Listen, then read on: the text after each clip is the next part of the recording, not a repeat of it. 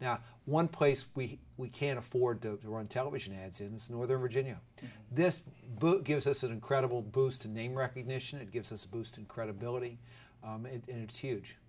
Now, this is obviously, great day for your campaign, but you still, 2 or 3 polls have come out in this past week that still show you trailing Mr. McAuliffe by double-digit margins. Yeah. And the time is small, and the amount of resources that he has, vastly superior to the amount of resources that you have. Can you still close that gap in the short amount of time that you have? We can close that gap. We're planning on closing that gap. We're planning on winning the nomination on June 9th. We're planning on being elected governor on November 3. There's another candidate out there that has the ability to buy this election. And if Virginia is for sale, if this nomination is for sale, he will make the purchase. There's no doubt about that.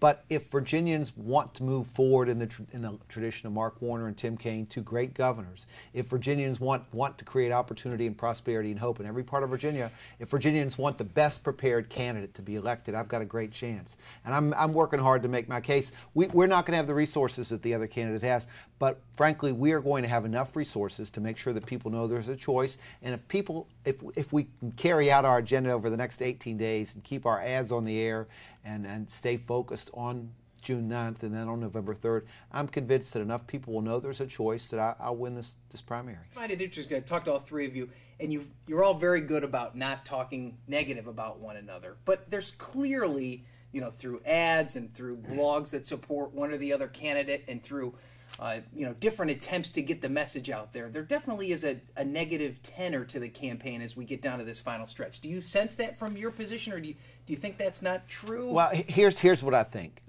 Toward the end of every election, there are efforts to, and there's a desperation felt on the part of different campaigns, and there's a tendency to go negative. I'm working very hard not to be negative.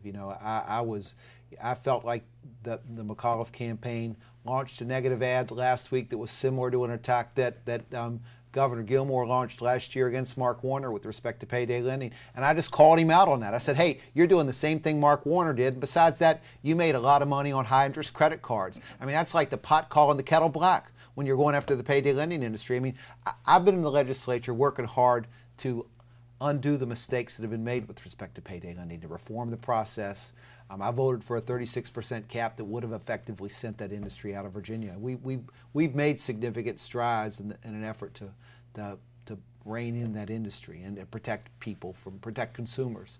And that was, I just thought, a low blow. That reminded me of a level of politics that had failed. And so I responded with an ad that was not negative in my view. It was factually accurate. But you won't see me attacking either of those. Brian Moran has been a friend of mine for a long time. Do you think his campaign's been negative? Would you describe any of the other campaigns as negative? I'm not in the business of really disparaging any campaign. Every candidate's got to run their own campaign.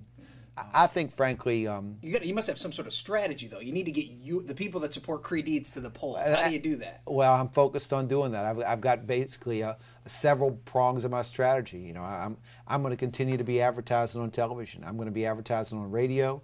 I'm going to be phoning people like crazy. I'm going to be doing a mail campaign. As I said, I don't think we're going to be able to do television in Northern Virginia. It's just too expensive. The reality is, 1 day of television in Northern Virginia is more expensive than 7 days of television everywhere else in the state.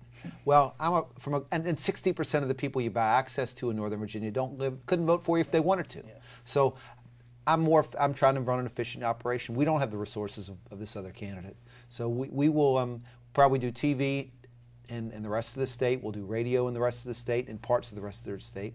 We'll do mail in Northern Virginia. We'll do phones all over the place. We'll probably do some select radio and use some other strategies in key parts of the state to get some turnout. But